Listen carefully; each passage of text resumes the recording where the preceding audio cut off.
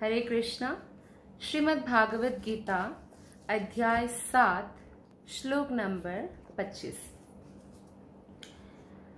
नाहं प्रकाशः सर्वस्य योगमाया समावृतः मूढोऽयं नाभिजानाति लोको मामाजमव्ययम्।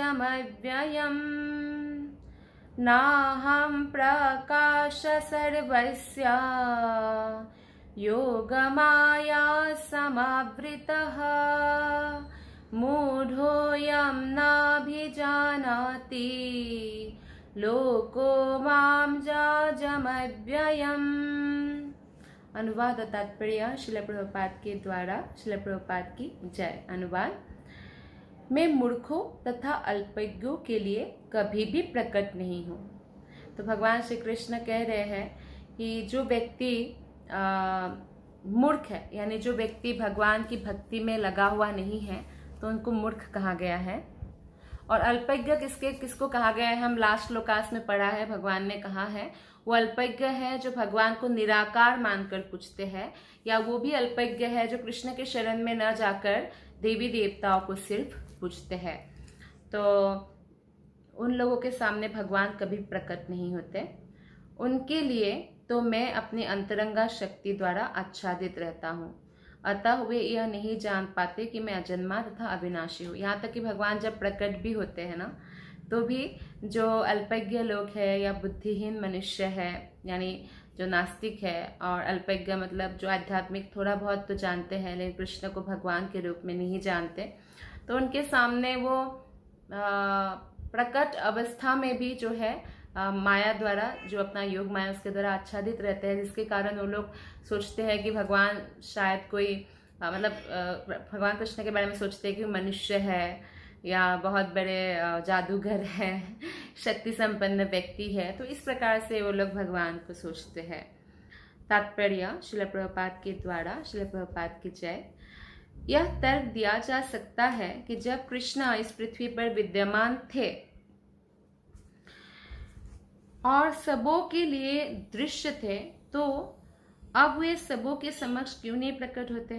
किंतु वास्तव में वे हर एक के समक्ष प्रकट नहीं थे उस समय भी।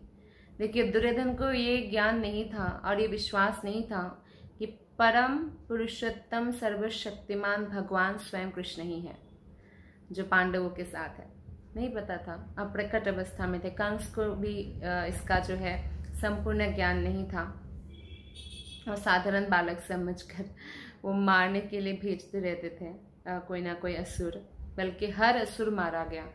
फिर भी जो है उसको क्या लगता था कंस को कि शायद, मतलब इतना भ्रमित रहता है कोई नास्तिक व्यक्ति या कोई असुरिक व्यक्ति कि हर बार असुर मारा गया और एक छोटा सा दूध पीता बालक ने पुतना को मार दिया, तो तभी समझ जाना चाहिए था।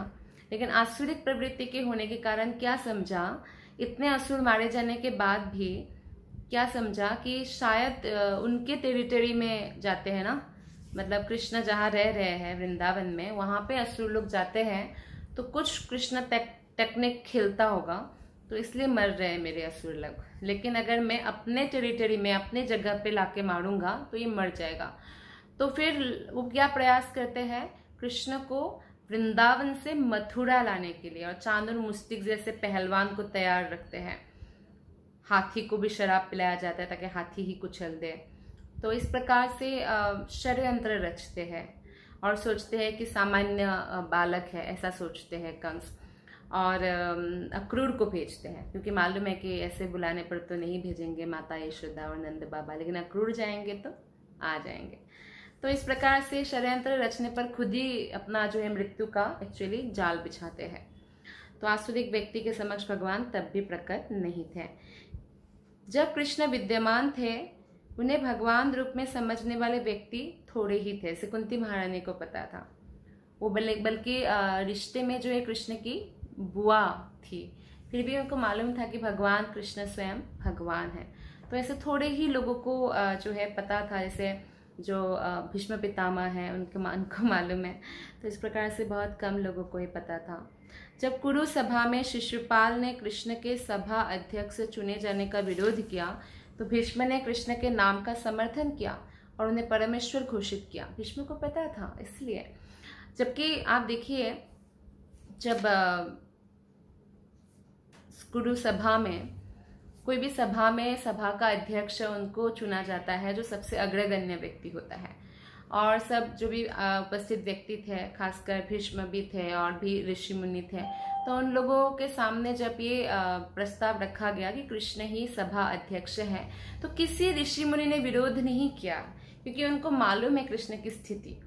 लेकिन शिशुपाल को अच्छा नहीं लगा, उसने बहुत विरोध किया और कृष्ण की इतना बुराई किया, इतना कृष्ण का जो है, उन्होंने कृष्ण को गाली दिया कि चोर है, ग्वाला है, इस प्रकार का, मतलब गाली मतलब कृष्ण को नीचा दिखाने का प्रयत्न किया।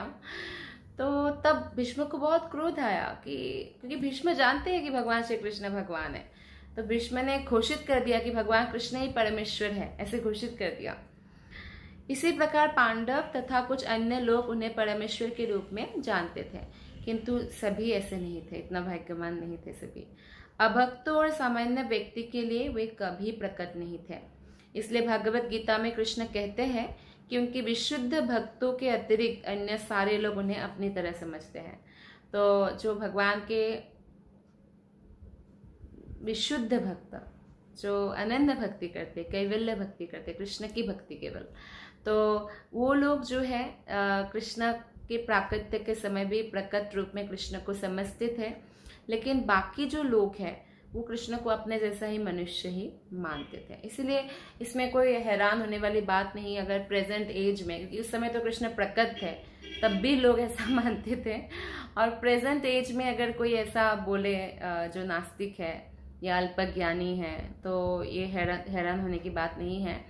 हैरान होने की बात यह है कि किसी ने कृष्ण को भगवान के रूप में स्वीकार किया, मतलब उन्होंने आध्यात्मिक लेवल में इतना प्रगति कर लिया है और भक्ति योग का अभ्यास कर रहे हैं सिंसियरली, तो वे अपने भक्तों के समक्ष आनंद के आकार के रूप में प्रकट होते थे, किंतु अन्यों के लिए, अल्पज्ञ भक्तों के लिए वे अपने अंतरंगा शक्ति से आच्छादित रहते थे। तो श्रीमद् भागवतम में 1.8.19 श्लोका में कुंती ने अपने प्रार्थना में कहा है कि भगवान योग माया के आवरण से आवृत है, अतः सामान्य लोग उन्हें समझ नहीं पाते हैं। तो भगवान चाहे, भगवान की कृपा से ही भगवान प्रकट हो सकते हैं, हमारे कोई जोर जबरदस्ती से भगवान नहीं आने वाला है। अगर जैसे कोई लोग चैलेंज देते हैं, कहाँ है भगवान, कहाँ है तो मेरे सामने आके दिखाए तो ऐसे करने से कुछ नहीं होने वाला है। अगर भगवान का दर्शन करना है तो कृष्ण से शुद्ध प्रेम करना होगा, भक्ति करनी होगी, कृष्ण की सेवा करनी होगी, और तब जब कृष्ण कृपा करेंगे तभी वो हमारे सामने प्रकट होंगे। और इसलिए हमें उनकी कृपा पर निर्भर रहना चाहिए। तो ये भक्तों का एक विशेष क्वालिटी है कि वो कृष्ण की कृपा पर निर्भर रहते हैं। जो बाकी कुछ योगी है जो अपने बल पर कुछ करना चाहते हैं, उनके सामने भगवान प्रकट नहीं होते हैं। इसलिए ज्ञानी या जो ध्यानी है वो कृष्ण को आसानी से नहीं प्राप्त कर सकते जितनी सरलता से भक्त प्राप्त कर सकते हैं। ईशोपनिषद में मंत्र 15 में भी इस योगमाया आवरण की पुष्टि हुई है, जिसमें भक्त प्रार्थना करते हैं, हिरण्मयेन पात्रेण सत्यस्थापिहितं मुखं तत्त्वं पुषन्न पाव्रेणो सत्य धर्माय दृष्टये। हे भगवान, आप समग्र ब्रह्मांड के पालक हैं और आपकी भक्ति सर्वोच्च धर्म है। भगवान कृष्ण की भक्ति जो है हमें सभी जीवात्माओं को करना चाहिए। भगवान से प्रेम करना ही सभी जीवात्मा का सर्वोच्च धर्म है। अतः मेरी प्रार्थना है कि आप मेरा भी पालन करें। आपका दिव्य रूप योग माया से आवृत है। ब्रह्म ज्योति आपकी अंतरंगा शक्ति का आवरण है। तो ब्रह्म ज्योति कुछ और नहीं है बल्कि भगवान के शरीर से निकला हुआ ज्योति है, जिसको भगवान जो भगवान के जो भक्त नहीं बल्कि जो निराकारवादी है वो उसमें जाने का जो है प्रयास करते हैं, ब्रह्म ज्योति में विलीन होने का। तो इस मंत्र में, इस उपनिषद की 15 मंत्र में कहते हैं भक्त की कृपया इस तेज को हटा लें, क्योंकि यह आपके सच्चिदानंद विग्रह के दर्शन में बाधक है। तो जो भी वैकुंठ जगत है वो ब्रह्म ज्योति से ढका हुआ है, और इस तेज को कोई क्रॉस नहीं कर सकता जब तक वो भगवत भक्त नहीं बनते। कृष्ण के भक्त बने बिना ब्रह्म ज्योति का जो आवरण है उसको क्रॉस करके भगवान के धाम में कोई प्रवेश नहीं कर सकते। भगवान के दर्शन करना बहुत असंभव है। इसलिए भक्त बोल रहे कृपया इस जो तेज है इसको हटा लीजिए, क्योंकि आपके सच्चिदानंद के विग्रह में ये मेरे लिए बाधक है। तो ऐसे भक्त जो है प्रार्थना कर रहे हैं। तो इसीलिए जब कोई भगवान कृष्ण की भक्ति करे बिना कठोर से कठोर तपस्या भी करते हैं तो उनको एक ज्योति दिखाई देती है। फिर वो सोचने लगते हैं कि भगवान निराकार है, ज्योति है। ऐसा नहीं है। उस ज्योति के अंदर एक्चुअली वैकुंठ जगत है, क्योंकि ब्रह्म ज्योति से ढका हुआ है आध्यात्मिक जगत, और उस आध्यात्मिक जगत में स्वयं भगवान निवास करते हैं। तो वहां वही पहुंच पाते हैं जो भगवान कृष्ण की शुद्ध भक्ति कर सकते हैं। तो भगवान अपने दिव्य सच्चिदानंद रूप में ब्रह्म ज्योति की अंतरंगा शक्ति से आवृत है, जिसके फलस्वरूप जो अल्पज्ञानी है, जैसे देवताओं के पूजक है या निराकारवादी है, वे परमेश्वर को कभी नहीं देख पाते हैं जब तक वो भक्त नहीं बन जाते हैं। तो श्रीमद् भागवत में भी 10.14.7 जो श्लोका है उसमें ब्रह्मा द्वारा की गई स्तुति है, उसमें भी इसका इस प्रकार वर्णन है कि हे भगवान, हे परमात्मा, हे समस्त रहस्यों के स्वामी, संसार में ऐसा कौन है जो आपकी शक्ति तथा लीलाओं का अनुमान लगा सके। कोई नहीं है संसार में, ऐसा कोई भी नहीं है कि भगवान के शक्ति, भगवान के ऐश्वर्य, भगवान के बारे में कोई अनुमान लगा सके। इसलिए अनुमान प्रमाण कोई प्रमाण नहीं है। कोई चिंतन करते रहे तो भगवान, चिंतन करने से भगवान को नहीं जान सकते हैं। चिंतन करना है तो भगवान के रूप, गुण, लीला, नाम, भगवान का धाम, भगवान के पार्षद, उस पर करना चाहिए। तो आप अब सदैव अपने अंतरंगा शक्ति का विस्तार करते रहते हैं, अतः कोई भी आपको नहीं समझ सकता।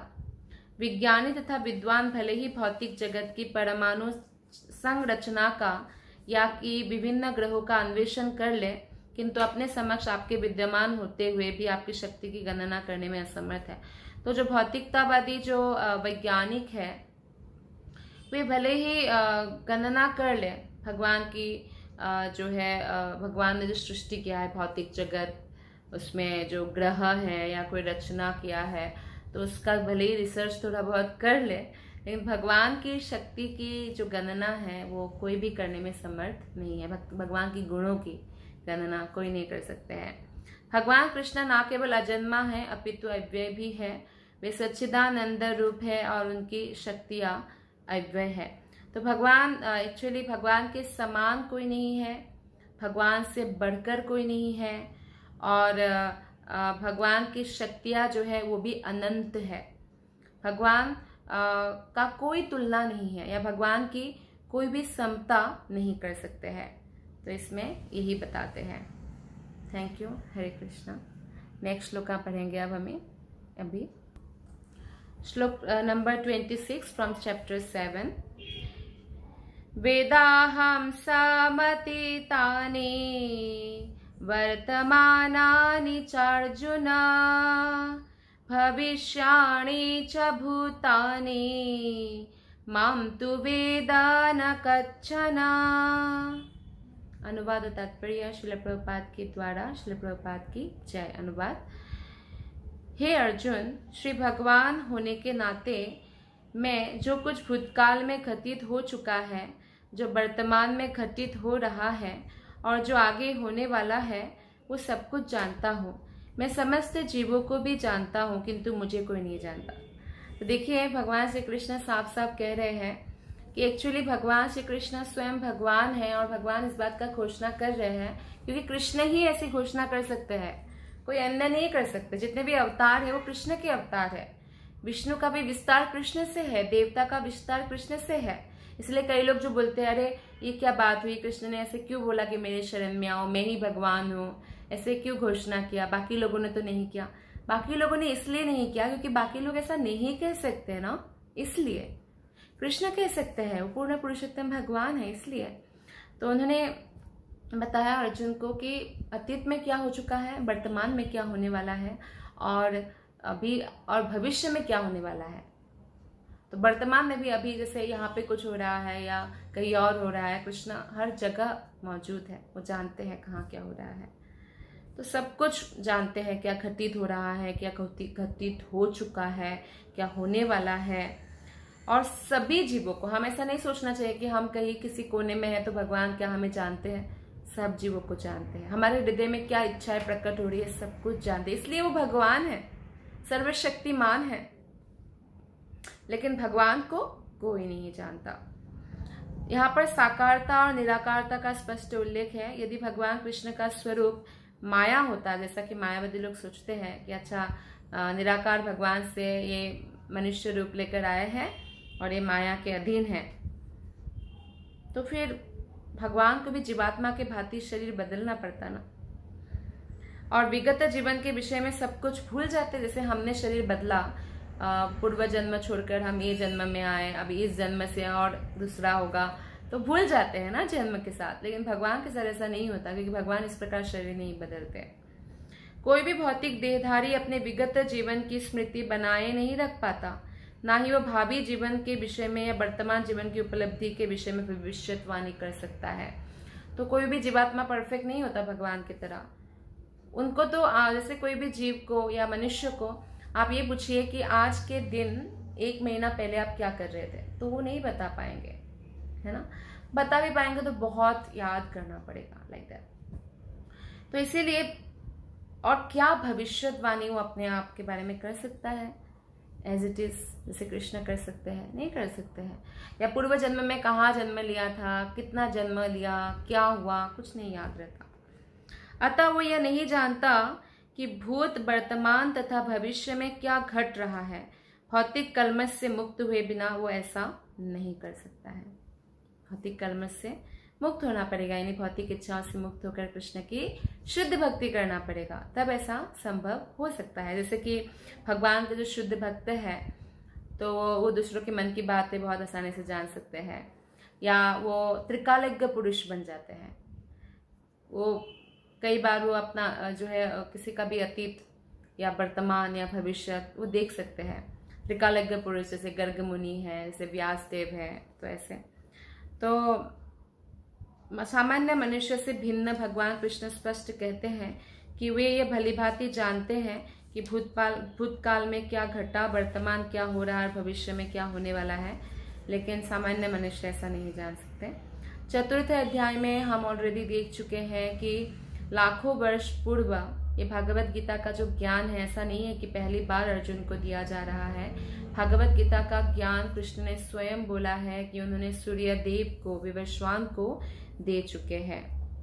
कृष्ण प्रत्येक जीव को जानते हैं, क्योंकि वे सबों के हृदय में परमात्मा रूप में स्थित है। किंतु अल्पज्ञानी प्रत्येक जीव के हृदय में परमात्मा रूप में स्थित जो भगवान है, भगवान के रूप में जो उपस्थित रहने पर भी भगवान श्री कृष्ण को परम पुरुष जो है, पूर्ण पुरुषोत्तम भगवान के रूप में नहीं जान पाते हैं। भले ही वो निर्विशेष ब्रह्म को समझ ले कि ब्रह्म ज्योति क्या है, उतना समझ ले, लेकिन कृष्ण को नहीं जान पाते हैं। निस्संदेह कृष्ण का दिव्य शरीर जो है अनश्वर है, वे सूर्य के समान है और माया बादल के समान है। जैसे सूर्य है तो सूर्य उदय होने पर रोशनी रोशनी से भर जाता है, सारा अंधकार मिट जाता है। लेकिन बादल आ जाता है तो थोड़ा थोड़ा अंधकार जैसा लगता है। इसी प्रकार से जब हम भगवान श्री कृष्ण की उपस्थिति हमारे जीवन में होता है तो कोई भी प्रकार के भौतिक कलमश या माया नहीं रहते हैं।